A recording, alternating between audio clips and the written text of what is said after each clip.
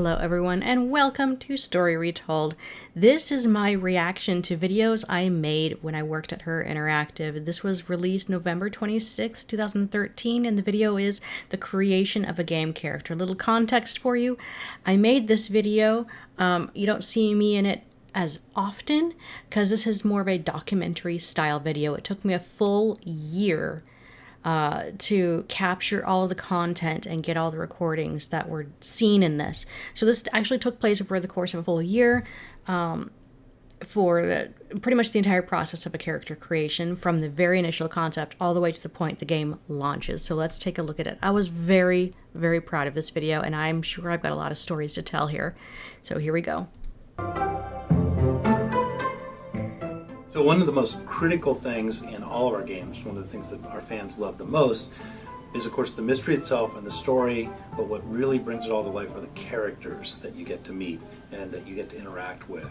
And so designing those characters and bringing them to life, figuring out how they're going to look, is an essential part of the whole process, and everybody in the company who works on our games winds up being involved in that process. He was such a natural at these answers. It really does, the characters stem from the mystery itself. So we know, like in Goth, that we were having a ghost mystery and it was based around a girl. So it went from there from, well, who was around the girl when she died? So we need family members. And obviously now we need some family members who weren't alive when she was alive. So we'll take these characters that we need to fill the story up with, and then they'll start being built up from there. We want to give you new characters every game.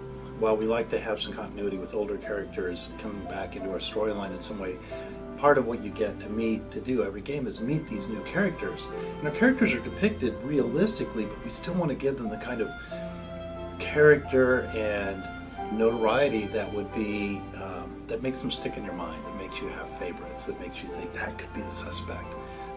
So they need to look like real people and yet still clearly visually distinct and interesting. Yeah. For me, the characters only really start to come to life when they get their names.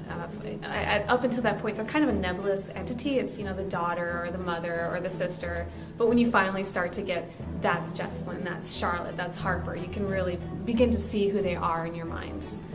Occasionally a game. So those were concept, excuse me, those were concept illustrations of each of those characters done by artist Van Ong, and those were the like I said, concepts, and then they went through maybe any sort of iterations, or at the end they'd be approved, and then he would start modeling them in 3D.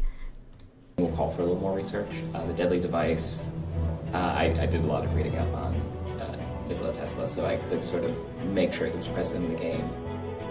For each game, it's different. I really like to look at what we've used in the past, and I really like to try and get a little bit of variety in each game. For Spy, it was a lot more fun because we had this complete range and you could do whatever you wanted.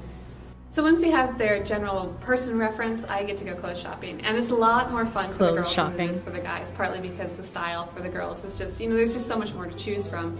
And it's really fun to give each of them their very own individual flavor and to try to change that up from game to game. Okay, so what we're looking at here, Kathy would go online and find references to pictures of how we want to design a character's look.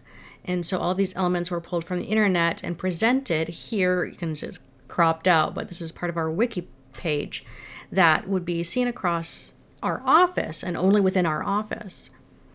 And the designer would read from this and then read the notes and then start building from there. And that's how the concept art was developed after this. A little more challenging. So when Kathy says clothes shopping, she does this kind of stuff, research online pictures. I mean, you only have so many t-shirts. This is Alex. Combinations that you can do, but it is a lot of fun, and their costumes really do their costumes really should reference who they are individually, and I always try to get that to come across. Yeah. Oh boy. She gives me these, the description at the beginning of every game. She gives me the description, or a summary basically, of what every character is. Their personality, their how they fit into the story. Kate Drew. Suggested costume design, their approximate age, their approximate size, height. In some ways that she does So you can see my terrible green screening that I tried doing with him because I wanted to throw pictures behind him and just experiment with different filming. So I had Van sit in the conference room, and that huge table is in the middle of the room. You can't really move it.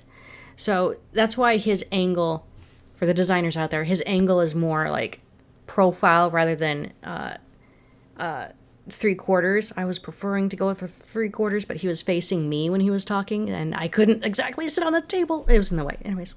Tell me what they are, kind of what they're supposed to look like, but at the same time, she does allow me to take a lot of creative license on, creating these characters and kind of defining their story. Trust me, kiddo. I know. The ghost for Ghost of Thornton Hall was by far my favorite character so far that I've made. The concept, I get to make this kind of Victorian era masquerade, half-burnt ghost. Civil War era, but pretty similar. So I was able to really create a creepy concept, which was great. And just the overall costume was so much different than anything that I have been able to create in these games. That was a lot of fun. A lot of creep factor in there. I'm a big fan of horror movies and things. I keep wanting to push more monsters into these games. Yeah, he wanted to do more monsters, more like weird, obscure creature shapes and stuff. And it's too bad because the previous artist who went on to bigger and greater things, that previous artist had finished up the monster from Captive Curse, and then Van came. It's like, oh, we're not going to do a creepy monster for a while, sorry. We just got done with Captive Curse. I really like the concept though. That's just, I like to draw. These. Yeah, he really likes the illustration parts best. So a little bit about Bess's evolution. She's been seen in 3 games. The first game was a different animator modeler, well, a different modeler, and so he had created a very different look for her. It was also an older game, so that when we brought Bess back in Ash, we needed... Yeah, this was, oh goodness, I don't even know who did this one. I think that was the older artist that I was talking about. This is the illustration done for her. I think there was an illustration for George as well. I don't think it was as well portrayed as Bess's was. That's why I to went with redo the Bess. model just for tech specs inside, internally. Yeah, they had to be, the resolution was increased since that game, so they had to redo Bess anyways. And it was a new character modeler, so he got to give Bess her own look. It was one of his first games, and so he's been really excited to be able to have the opportunity to go back and revamp Bess to, having had a couple games under his belt to really get the look he wanted for her. So that's one of the reasons why she's had the different looks. And we're trying to get her to match more of what she was in the books. The nice thing about Bess is that she's very, very stylish, and she's always changing her appearance, which is fun to portray in the games. So her current incarnation is what we're trying to bring her back to a little more current. She's always just been bubbly Bess, and she should, in my opinion, she should look different. She should look different in every game. It's just who she is. Yeah, no, I agree with that 100%. I think Bess is very fashion forward, and she's a very bubbly and fun person who would try new things.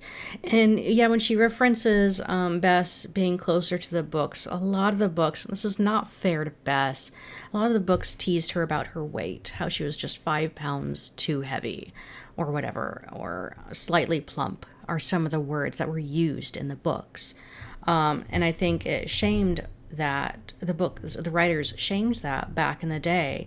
But modern day, I think it's awesome that we have characters with different heights, widths, sizes, shapes, and I think Bess is excellent in the Shattered Medallion because she's curvy, she's healthy, but she's also very fashion forward, and I absolutely love that about her.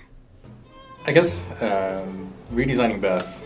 Well, she's also super confident in her. She's confident in her appearance. That's Bess. That's what I really love about her. When I first got here, I wasn't exactly fully familiar with the character of Bess, or the character first of George. sketch. So when I first got here, it was Second illustration. I had a pretty limited amount of time to redesign them, or just to remodel them, give them new costume. But it was mainly based off of the old model. So I had a short amount of time each one. So when I redesigned them, I built them from scratch. I had a lot of things in mind, and then throughout making these games, I was able to kind of incorporate all those things that I thought the original Bess should have had. Yes! We've got to see what he's up to. We've got to see what he's up to. Oh my goodness. I practically had to beg the person who was working on this scene right here, please, I promise I will not put you in this shot. I just need an up-close scene of Bess. Can you, like, make her do something for me? I know we're not done with it yet, but can you do that for me? It's like, oh, okay. I'm not going to say who the artist animator was. Just, I was so grateful that he'd let me do this. Yay, voice acting! Yeah, once the actors are cast and you get to see how the role is approached by the actor, it changes how I write the script for the most part. And you sort of see what someone's natural speech patterns sound like and how they approach the role. And that's the point where, for me, it really starts to gel, when we know what it's going to sound like, what it's going to look like. And Oops, sorry. Oh my goodness. Did I have that muted for a few minutes? Oh dear. What was I saying? I don't remember. Anyways, that is, oh goodness, I forget what her name is. I think that'll come up. And that's pretty much when the characters are set in my mind. Yeah, we should try it on the higher register. I can make her pretty sassy. Please do. Yeah. Yeah. Oh, I was hoping that was the concept, because I was reading it as a sassy baby. Bridget Zoe. Yeah, absolutely. Yeah, so I'll come in with all the scripts. We tend to do a bunch of characters in one day. Sometimes we'll stretch it out to 2 days, but it's kind of an all-at-once process. Yeah, I mean, for a small company going to a huge, a very professional recording studio, Her Interactive would book a large chunk of the day, because it costs studio time, and then it would pay the actors too. So if we just do it in one fell swoop and just knock out all the recordings and get them done in one day, it was cost efficient. And in the studio, they had the script done and prepared and ready to go, and copies ready to hand out to the actors with directions. And there would only be one take of each line, unless something didn't seem right or was a little off or needed to be faster. Then Nick and Kathy, and sometimes even Tim, the creative director, would step in and say, hey, we actually need that line to be a little bit faster, or a little bit sassier, or a little bit angrier. That's the only time that was that the line was redone. The lines went through really fast. And I think probably this part of the recording process is maybe the best way to show how you and I work together on a game. So I'll have the script, and throughout the day, Kathy will be working with me, going through to make sure that we're recording what we should be recording and doing it the right way. And we get to sort of go back and forth and make sure the character's staying where we want it to be, that I haven't written something crazy and wrong, which happens a lot, especially when we have to relate to how the flow of the game goes, how the puzzles work together, and all these different things, and worry about the performance, and making sure the actors are given all the information they need, and it's a lot of things all at once. And so you need to have at least two people working in concert, sort of not quite protecting, but representing their own area. So I'm focused on character and delivery. Yeah, no. What he said is it's spot on. You have to have the two people. You got one person who knows how the game goes, and to make sure that we're acknowledging a puzzle, or like a puzzle hint, or a clue about someone, and that the actor is portraying that accurately. While Nick spent most of the time, working on, communicating with the actor, referring to the script, making sure the script was, performed and everything is there, and it sounds like it needs to be. And so that's how they worked, and it was a perfect unison. I'm focusing more on the design and to make sure that it's consistent for over characters over the entire game to make sure that, well, this character, they're supposed to be giving us this clue, and oh no, we don't have it down here yet, so let's hurry up and get it right in. Oh, pause, hang on. Did you hear that stomping? So let me hang on. Notice how I cut away from the camera at this editing part? Over characters over the entire game to make sure that, well, this character, they're supposed to be giving us right this up clue, here, and oh no, we don't have it down here yet, so let's hurry up and get it right in. Artist James did not know that we were filming on the top landing of the entrance to Her Interactive. And so he was coming up the stairs from downstairs. And Kathy was like trying to speed up what she was saying, and that's why I fade away, because you actually start seeing him before she stops talking. And he was so sorry that he interrupted our interview, but it's okay. It's okay. Editing. Hey, let's change the punctuation on Hollywood. And also, I think it's probably a long list, so that'll give you a moment to breathe. So go hit that like an exclamation point, like that's yes, exactly. Okay. I don't She know was if that great. important. Of course it is. You've got the best cities, the best bands, Hollywood. Your star may be fading, but you're still the cool kids at the global lunch table. So did you hear that transition in the audio? This was the actual scene that this is what was used. Her recording in there. I'm behind a camera, so I've got the camera picking up audio, and I matched it up with where it was used in the game, and that's when you see Bridget here, and I transitioned into the game audio, and that's why you can hear some extra background noise. This is what was used. Oh, excuse me. I definitely do some Julia like vocal Stockton? warm-ups and diction Julia warm-ups Stockton? because it's very important for stuff like this. So lots of tongue twisters and things like that on the car ride up. But other than that, just jumping in and getting a little direction really helps for the first couple minutes. We're all set to go. I've got a sixth sense about these things.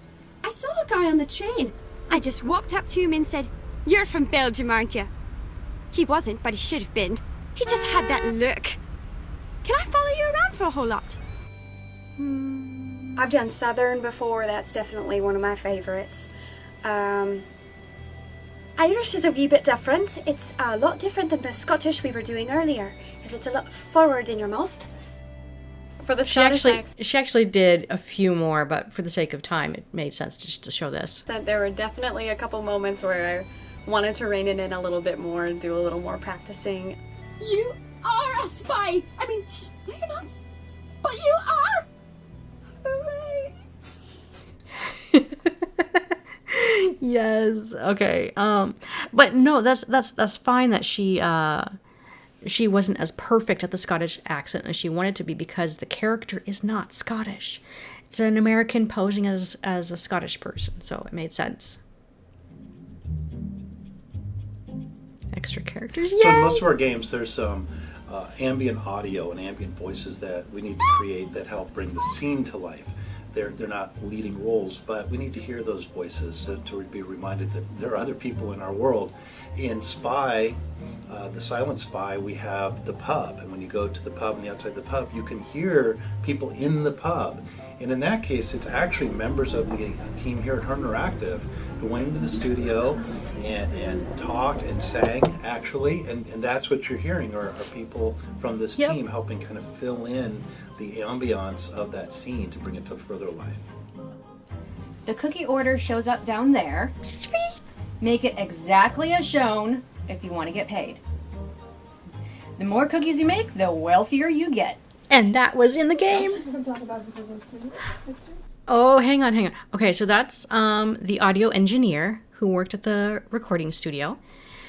And then there's Tim Burke, the creative director. There's Kathy. There's Nick. And that is artist Jamie. She's here in the recording studio not only to help fill with the extra character lines, but she also did... Oh, I think she was doing...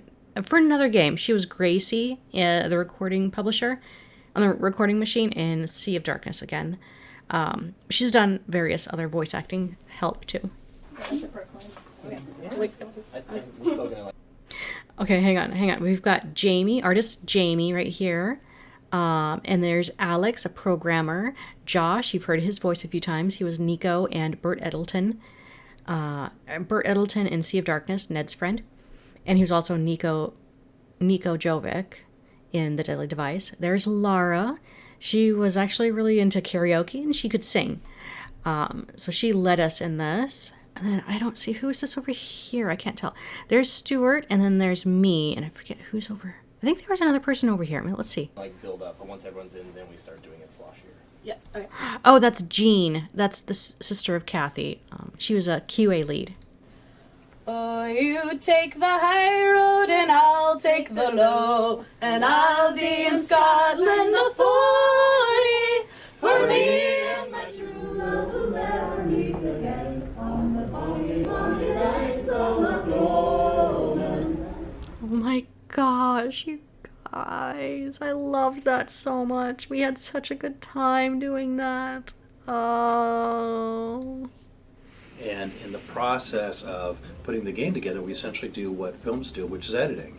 And in the editing process, there are lines that were recorded but don't ultimately get used for one reason or another. And it's really exactly the same thing. It worked and made sense in the written script. We recorded great audio for it, but when we pulled the game together, it, for whatever reason, didn't work. And so some things do might have been cut and don't make it into the game. I created the Always Pan because I was sick of the clutter in my kitchen. I realized if it were created just... Oh, isn't it lovely here? Oh, honey, not again with the accent. Not like France, no. But this is the way I speak. Oh, you are so embarrassing. I was born here. I played the bagpipes. Your grandfather is from here. You're from Brooklyn. It's the same thing, pretty much. Oh my gosh. Oh man.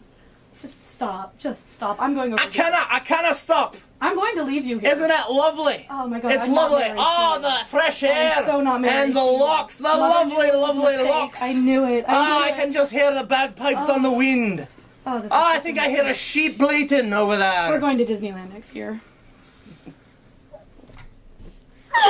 We were cracking up. We were laughing so much behind the mirror or behind the glass. So, the fun fact, that scene was an extra ambiance thing. You were supposed to be able to hear it. Like out in the courtyard. When you're in the courtyard, it's some of the ambience just kind of like how in the Phantom of Venice when you hear people talking, that was meant to be there. But I guess for one reason or the other, it didn't fit and it wasn't used. So that was Lara. She was tech support, and that was Alex. He's a programmer.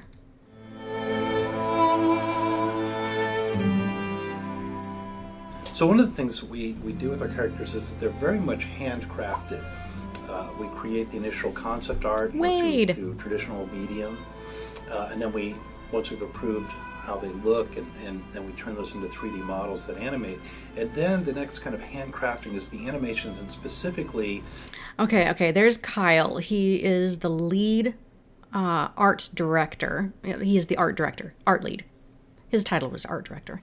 And this is Mark Dygert. He was an animator. I think he was lead animator.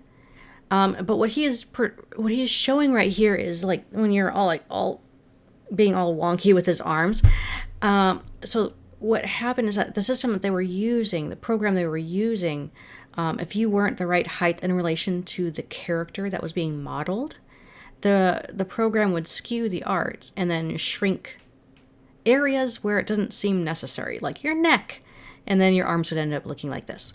The character's mouth and eye movements demonstrating when they're talking, and we literally he gave me, for the sake of demonstration and for this video, he connected me with an Xbox Kinect actually to try some modeling moves. The synchronization between those animations and what you're hearing and seeing on the screen, so that it feels like those characters really saying those words.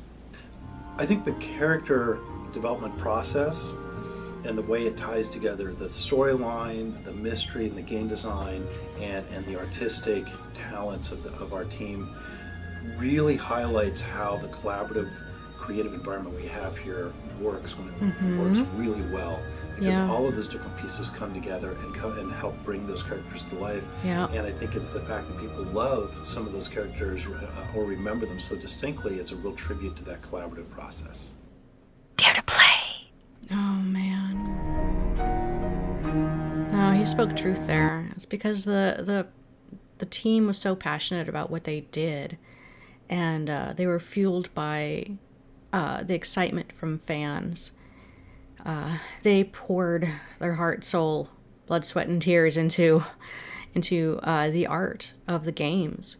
They're small games, but there's some talented people there. Anyways, thanks for watching. If there's a video you'd like me to review or take a look at again from her interactive, let me know in the comments below. Be sure to give a thumbs up, and I will see you in the next video. Bye.